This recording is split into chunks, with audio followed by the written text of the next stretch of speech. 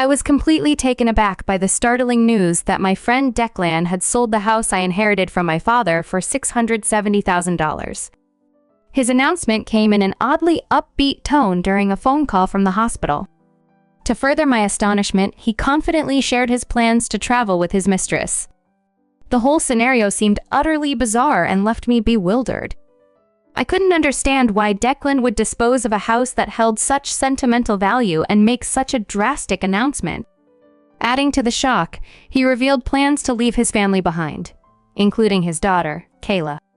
His casual indifference about leaving Kayla, who he complained was becoming pretentious and bothersome, infuriated me. As I tried to process the distressing news of Declan selling the family home and abandoning his loved ones for his mistress, I was flooded with a mix of anger and disbelief. It felt like I was losing my grip on reality, and I was compelled to intervene to stop Declan from rashly squandering the house. My name is Anaya, and I am a 6-year-old homemaker. Life with my husband, Declan, and our 7-year-old daughter, Kayla, has been anything but peaceful. Our marital discord has been intensifying, fueled by suspicions of Declan's infidelity for the past year. His behavior raised alarms. He started spending evenings at bars, returning home with a strange smell, and buying expensive gifts that weren't for me. Despite my fears, I've been too scared to confront him about a potential affair, and felt paralyzed, unable to take decisive action. Reflecting on our relationship, I remember the man I fell in love with a decade ago. Declan's kindness and sincerity initially captured my heart, and our marriage began blissfully. However, things started to deteriorate when Kayla was about a year old. Parenting became more demanding, and as a full-time homemaker, I missed having Declan's help with tasks like bathing and meal preparation. Over time, his behavior and frequent nights out began to change, leaving me puzzled about how our once joyful marriage had spiraled into this tumultuous situation. In the early days, Declan, perhaps aware of his responsibilities as a father, initially helped with childcare as I requested. But as it became a daily routine, he grew resentful and gradually withdrew from active parenting. He began to express that as a stay-at-home mom, I should manage the childcare responsibilities on my own. This shift in his attitude and behavior left me feeling isolated and bewildered about our relationship's future. After a long day at work, I often hear Declan complain, "What more do you expect from a tired man like me?" His words cut deep, leaving Kayla and me to face the evening alone while he retreats to the bedroom. Each night, as I navigate Kayla's tantrums and our routine by myself, Declan's biting remarks echo in my mind, adding to my sense of isolation. His detachment from interacting with Kayla is evident, even on his days off. When she asks him to play, he dismissively tells her, "Playing is your mom's job. I'm busy." It's clear he doesn't consider Kayla's feelings, quick to scold her and criticize my parenting whenever she becomes upset. In our living room, it's often just Kayla and me, finding solace in our little games and activities, while Declan pursues his passion for racing. I long for some time to myself, perhaps to dive into a book or watch a movie, but caring for Kayla around the clock leaves me with no room for personal hobbies. The unfairness of the situation weighs on me, yet I bite my tongue because we depend on Declan's income. Over the past 8 years, Declan's disinterest in parenting and his harsh language have become a disturbing pattern, so far removed from the caring and kind man I married. Despite the hardship, I know I must endure for Kayla's sake, relying on Declan's earnings to keep our household afloat. One day, while we were drawing together, Kayla complimented my artistic skills and suggested I could turn drawing into a job. Despite Declan's often scornful attitude, Kayla has grown into a bright, honest, and cheerful girl, quite the opposite of my more reserved personality. It's uplifting to see her thriving at school, surrounded by friends, and even favored by her teachers. Her appreciation for my drawings fills me with pride and confidence, a reminder of her attentiveness and the value she sees in me. I am grateful for Kayla's positivity, which brings light to our otherwise challenging family dynamics. As long as she can find reasons to smile, I feel a surge of resilience, ready to face whatever comes our way. That night, as I reflected on our situation, I realized the strength Kayla gives me even as our household struggles with familiar challenges. When Declan returned home late again, clearly inebriated, he collapsed in the living room. His drinking had intensified recently, which was increasingly worrying. As I wearily helped him out of his jacket, a piece of paper slipped from a pocket that usually held nothing more than keys. It was a motel receipt, tangible proof of the suspicions I had harbored but never confirmed. Trying to contain my inner turmoil, I quietly placed the receipt on a shelf and pondered how to confront him about this the next day. The following morning, after Kayla had left for school and Declan had sobered up somewhat, he hurried out, leaving me alone with my thoughts and the regular chores that couldn't distract me from yesterday's discovery. The receipt was a stark reminder that I could no longer ignore the truth or maintain our pretense of normalcy. I resolved to confront Declan, seeking an admission and, hopefully, an apology within the next few days. As I was lost in thought, my smartphone vibrated with a call from an unfamiliar number, stirring a sense of dread. The caller was from General Hospital, informing me that Declan had been admitted for emergency surgery due to severe kidney disease. The doctor explained that his condition was critical, and he might need a transplant. Despite our strained relationship and his betrayal, the news was a shock, and I didn't want to see him suffer. I assured the doctor I was all right as I absorbed the details of the surgery and the urgency of the situation. That evening, as I sat alone, my thoughts were consumed with hope for Declan's recovery. Over the next few weeks, as we awaited news of possible kidney donors, an unexpected revelation came to light. I was the best match for the transplant. This discovery added a new layer of complexity to our already tumultuous relationship, leaving me to wrestle with conflicting emotions about what to do next. Despite the complexities of our past relationship, I found myself in a unique position as the only compatible kidney donor for Declan. Our intertwined histories added a layer of complexity to an already delicate situation. Declan, an only child and the sole hope of his aging parents, was in dire need of a transplant, and coincidentally, we shared the same blood type. Though my health was not perfect, it was good enough to qualify me as a donor, compelling me to consider the profound impact this could have on preserving his life.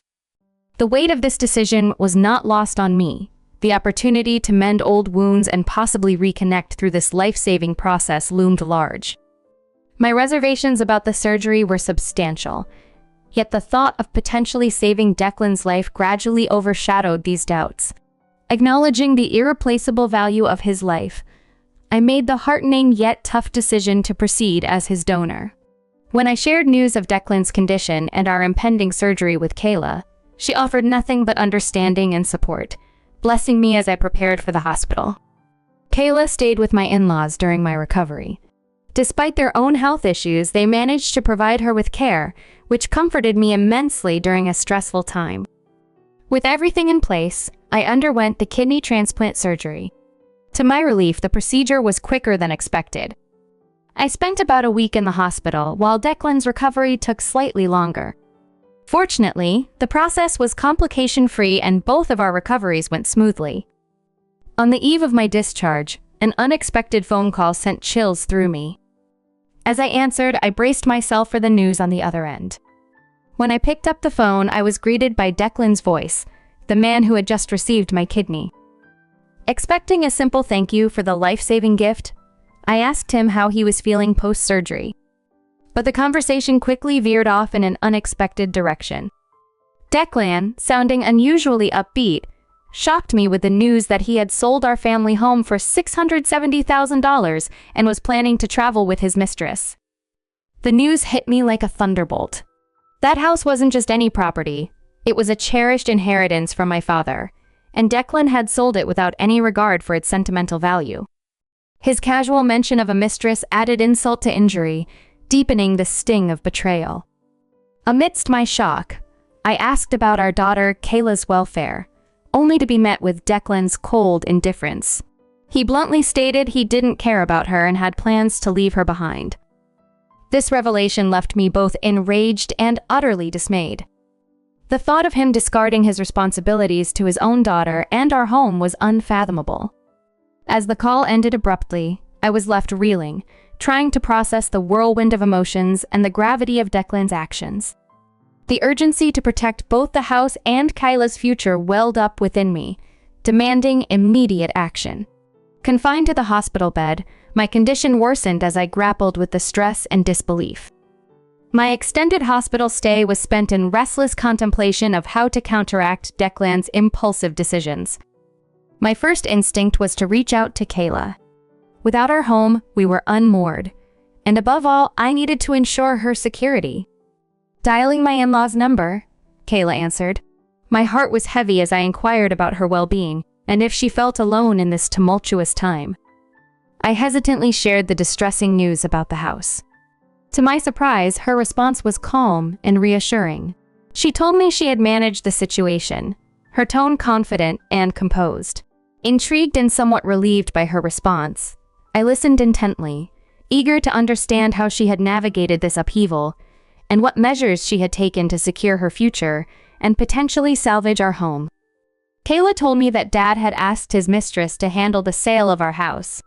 Despite the chaos this information brought, I couldn't help but feel a surge of pride in how maturely Kayla was handling the situation. She assured me that everything was under control and thanked me for my concern. Her calm demeanor brought me a sense of peace, although I remained curious about what was currently happening with Declan and his mistress. Trying to prioritize my health, I allowed myself to rest, and after 6 more days of recovery in the hospital, I was discharged. I went straight to my in-laws' house, where Kayla welcomed me with open arms, and my mother-in-law greeted me with a warm, gentle smile, happy for my return. However, the atmosphere was slightly shadowed by my father-in-law's somber expression. He apologized for Declan's behavior, which puzzled me. It was hard to reconcile the man Declan had become with the upbringing he had received from such decent parents. As we talked, my in-laws made it clear that they were not going to let Declan simply have his way with things. Feeling both intrigued and anxious, Kayla and I decided to go to our house. On our way, we stumbled upon a dramatic scene outside a real estate appraiser's office. There was Declan, looking unkempt in sweatpants with unruly hair, and a woman, presumably his mistress, arguing loudly. She was noticeably frustrated, wearing a short skirt and missing a heel, venting her anger about the house sale falling through and the lost chance to secure the $670,000. The public dispute attracted the attention of passers-by as Declan stomped around angrily and his mistress screeched in irritation. Surprised, Kayla and I approached them for an explanation. When confronted, Declan and his mistress were visibly shocked, as if they hadn't expected us to appear. Declan hastily suggested that I must have interfered with the sale, though his accusation had no basis. Instinctively, I stepped in front of Kayla, shielding her as I faced their unwarranted accusations. The real estate appraiser, caught in the middle of the unfolding drama, was stunned to learn I was Declan's wife. The disruption of the house sale had obviously thrown a wrench into their plans. Declan, pointing at his mistress, confessed he was trying to settle debts he had accrued on her behalf and secure a new place for them to live. As the reality of his intentions sank in, it felt like a blow. Declan had planned to sell our family home, a place filled with memories and inherited from my father, just to cover his expenditures for his mistress. This revelation added yet another layer of complexity to an already turbulent situation, and I realized the depth of the betrayal and the lengths I needed to go to protect our family's legacy and Kayla's future. I stood there, my heart pounding with disbelief and anger, as I processed the audacity of Declan's actions. The house wasn't just property. It was a precious inheritance from my father, a symbol of our family's legacy. The thought that Declan would try to sell it out from under Kayla and me, to snatch away my most cherished asset, filled me with fury. As I confronted Declan, he threw insults at me, showing a complete lack of decency or respect. I accused him of trying to sell my house without my consent, questioning whether he had even forged documents to push the sale through. The situation escalated when I revealed an unexpected twist. Declan had been disparaging the supposed buyers of the house, not realizing they were actually his own parents. This shocking information came to light thanks to Kayla, who had been in close communication with my in-laws. Enraged by their son's deceitful behavior, they had decided to step in, not just for my sake, but also for their beloved granddaughter, Kayla. With confidence, Kayla explained to Declan that her grandparents knew the deep significance the house held for me and were opposed to its hasty sale. In a clever move, they had posed as buyers, securing the house before anyone else could, effectively blocking the sale. Declan, caught in his own web of deceit, responded with a vulgar laugh and lashed out verbally at Kayla and her grandparents. However, Kayla stood strong, unshaken by his words. Amidst the heated argument, I pulled out a piece of paper from my bag and thrust it under Declan's nose, ready to confront him with concrete evidence. The unfolding drama was a stark display of complex family dynamics, and the lengths one would go to protect those they love. With the divorce papers in hand, I made a resolute declaration to Declan. I want a divorce. However, instead of recognizing the gravity of the situation, Declan merely snorted and scoffed, questioning my ability to survive without him. Unfazed by his arrogance, I was ready to dispel his misguided beliefs. Calmly, I informed him that his parents, recognizing their declining health, had decided to give me a portion of their assets, a gesture initially intended for Declan, but redirected at their insistence. This announcement of a lifetime gift from his own parents left Declan and his mistress completely bewildered. I continued, explaining the full extent of the situation and the support I had behind me. This move was about securing a future for Kayla and myself, showing Declan that his deceptions and betrayals had finally caught up with him. After donating a life-saving organ to Declan, it became clear that his parents viewed me, the mother of their beloved granddaughter Kayla, as more deserving of their support than a son who showed no gratitude for such a sacrifice. When they offered me a substantial gift from their assets, I accepted, grateful for their acknowledgement and generosity. This decision left Declan visibly shaken and enraged. Declan, upset by his parents' choice, labeled the decision as unfair and threatened legal action. I calmly pointed out that his financial recklessness was the reason his parents had made such a choice. I doubted aloud whether he even had the means to afford a legal battle, considering his history of poor financial decisions. As I confronted him further, I made it clear that I would relentlessly pursue every penny owed for emotional distress and child support. My firm stance was a stern warning. I would go to any lengths necessary to ensure he fulfilled his obligations. Despite his sudden pleas for forgiveness, the time for remorse had passed. As Declan and his mistress hastily retreated from the confrontation, the real estate appraiser, who had witnessed the entire exchange, thanked me for resolving the situation. Although the ordeal was awkward for all involved, I apologized for any inconvenience caused and prepared to move on to the next chapter of my life. Hand in hand with Kayla, we walked home. Her gratitude and the proud smile on her face reinforced my resolve to protect and provide for her always. I silently vowed to be her steadfast guardian for life. The divorce proceedings from Declan concluded smoothly, almost anticlimactically, prompting me to reflect on why I had tolerated the marriage for so long. Declan's financial recklessness had escalated. He had invested heavily in his affair and borrowed extensively, leading to his financial downfall. His mistress eventually left him due to his dire financial situation. Moreover, his workplace downsized, and Declan, likely due to poor performance or behavior, was among the first to be laid off. Now, struggling with part-time jobs and lacking the drive to seek full-time employment, Declan's life appeared bleak. While it was difficult to sympathize given his actions, it was evident that karma had caught up with him. He needed to focus on resolving his debts. Meanwhile, I embarked on a new career in architectural designer, inspired by Kayla's praise of my drawing skills. The feedback from clients was overwhelmingly positive, appreciating the meticulousness of my work. My plan moving forward was to expand my clientele and work diligently to provide a stable and fulfilling life for Kayla and myself. This new beginning was not just a professional endeavor, but a profound commitment to our future, fueled by the assets and the opportunity given by my in-laws.